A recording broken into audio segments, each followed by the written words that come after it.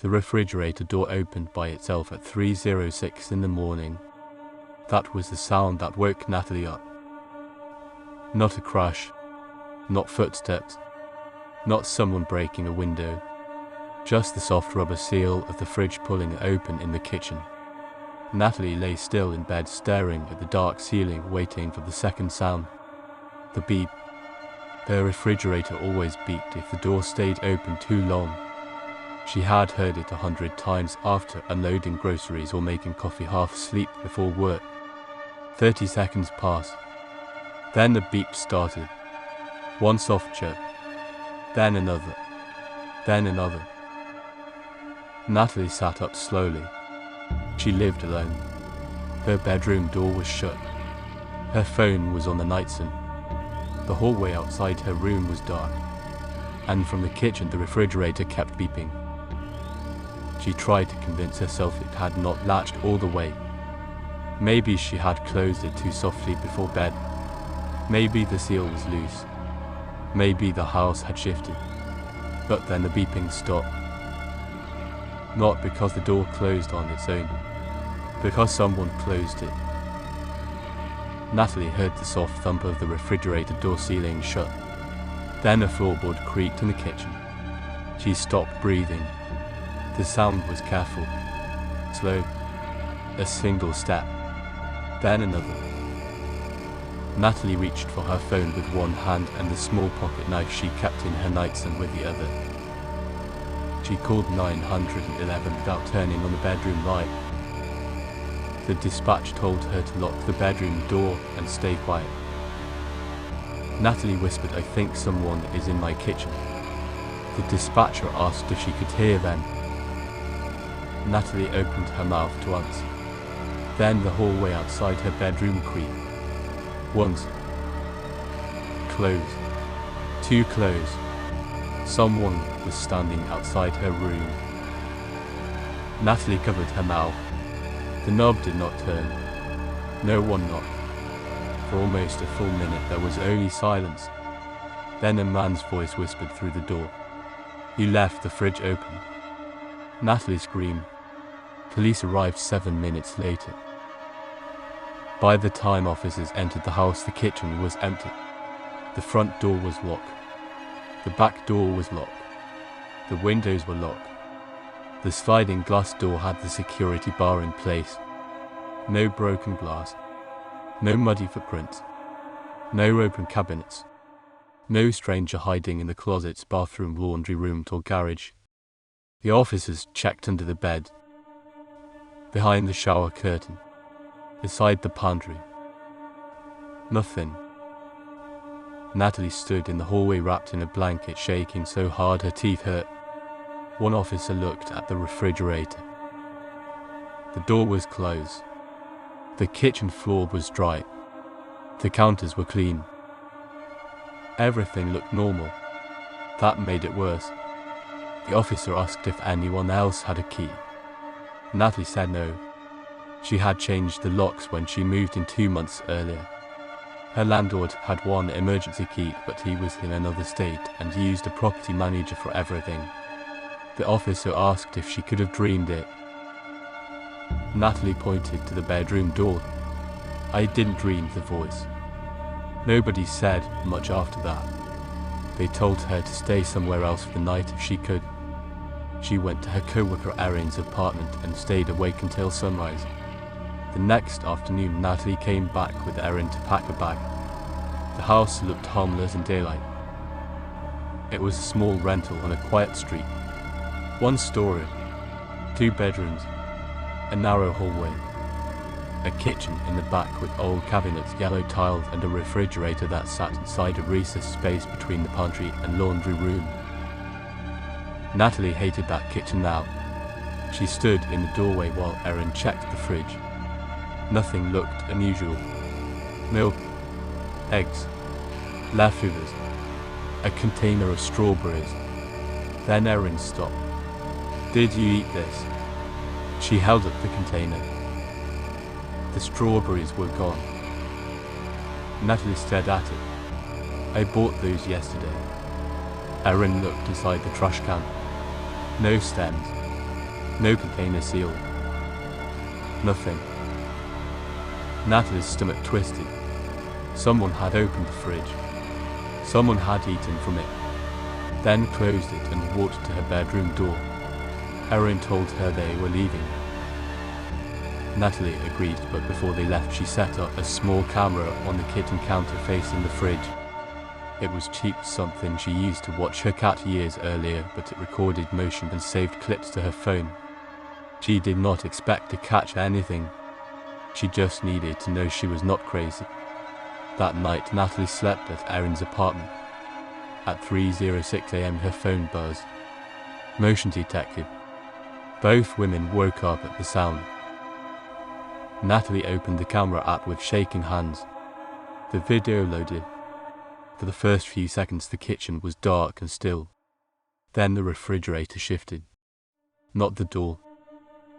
The whole refrigerator. It slid forward from the wall by maybe 6 inches. Natalie felt the air leave her lungs. A dark gap opened behind it. Then a hand appeared from behind the fridge. Thin fingers curled around the side. The refrigerator door opened. A man stepped out from the space behind it, barefoot, wearing a grey hoodie.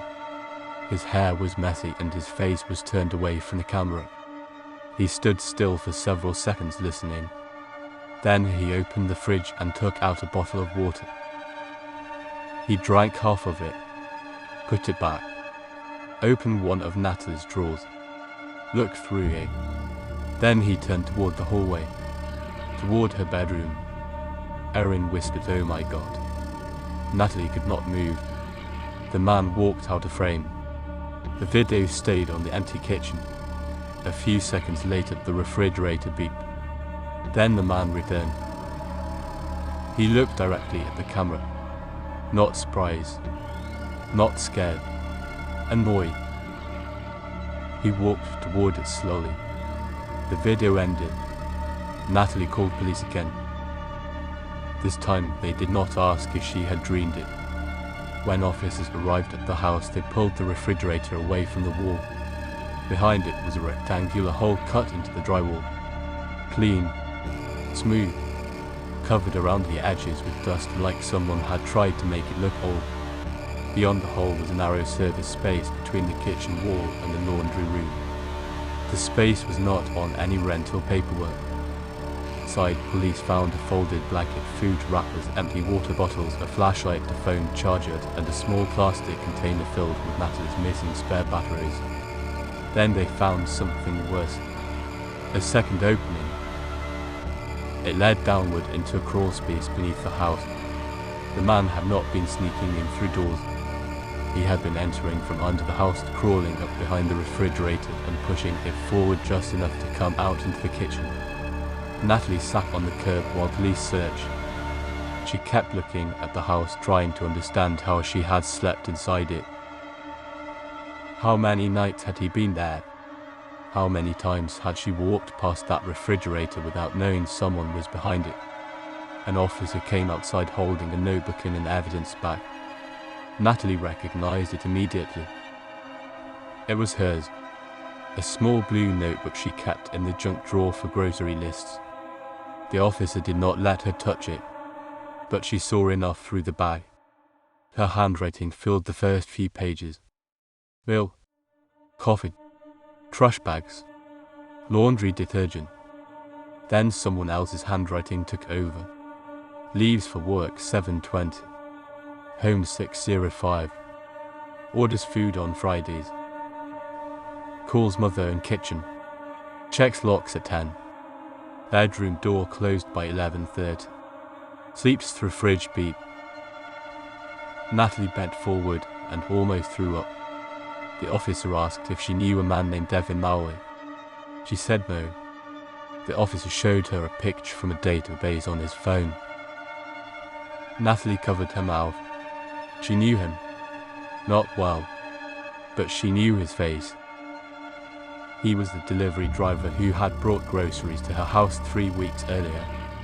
He had carried the bags into the kitchen because one of them had torn in the driveway. He had stood near the refrigerator. He had asked if the house had a basement because old places like this always hide something. Natalie remembered laughing politely. Police searched Devin's apartment that afternoon. He was gone. His closet was empty. His phone was off. But they found pictures of Natalie's house, the side yard, the crawl space vent, the kitchen window, the refrigerator. They also found one of her mugs, a hair tie from her bathroom, and a copy of her work schedule printed from the company website. Detectives told her Devin had worked maintenance before. He knew how to find crawl spaces. He knew how old rental homes were built. And after delivering her groceries, he must have searched around the outside of the house until he found the crawl space vent hidden behind the bushes. The police told Natalie not to return alone. She did not plan to. 3 days later, she went back with Erin, 2 officers, and a moving company to collect her things. Natalie refused to enter the kitchen. She packed her bedroom first. Documents, clothes, laptop, medication. The officers had already searched the house and said it was clear. The refrigerator was pulled away from the walls and yellow tape covered the hole behind it. Still, Natalie could feel the kitchen behind her like a living thing. Waiting. The movers carried boxes up through the front door. Erin stayed close. One officer stood in the hallway. The other watched the back door. Everything was fine until Natalie opened her closet. Besides hanging from the rod was her grocery delivery receipt. The one from the day Devin had come. It had been pinned to a hanger with a kitchen magnet. Natalie stared at it. On the back, written in black marker, were 5 words. "You should have been home." She screamed for the officers. They searched the closet. Nothing. They searched under the bed. Nothing. Then the refrigerator beeped. Everyone froze. It came from the kitchen. One soft chirp, then another. The officer in the hallway drew his weapon. The second officer moved toward the back door. Natalie stepped backward into the bedroom. The refrigerator beeped again, but the refrigerator was unplugged. The movers had unplugged it an hour earlier to move it away from the wall. Erin whispered, "How is it beeping?" Then a sound came from inside Natalie's bedroom wall. A scrape. Slow. Behind the drywall. The officer shouted, "Police. Come out now." The scraping moved upward, then sideways, toward the closet. Natalie realized the crawl space did not only connect to the kitchen. It connected to the walls, all of them. A section of closet drywall burst inward. A hand came through first, then a shoulder. Then Devin Mully forced himself out of the wall covered in dust and insulation, holding a screwdriver in one hand. The officer tackled him before he got fully into the room. Devin hit the floor hard. The screwdriver slid under the bed. Natalie backed into Erin, unable to scream. Devin looked up at her from the floor and smiled.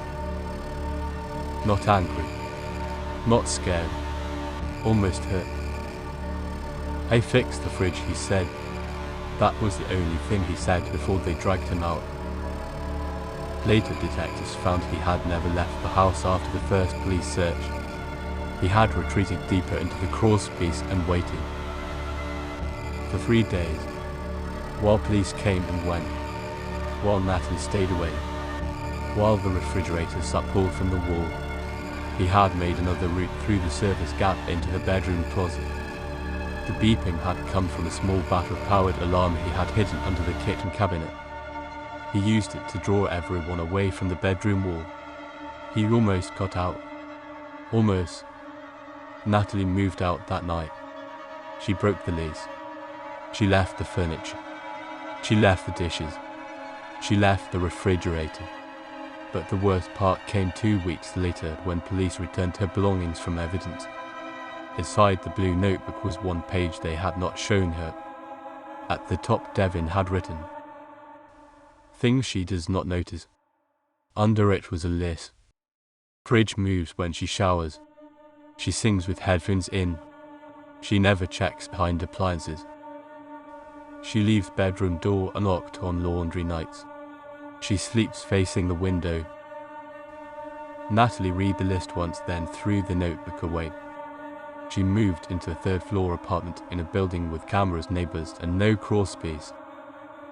But even now, every night before bed, she checks the refrigerator. She presses both hands against it to make sure it does not move. She looks behind it with a flashlight.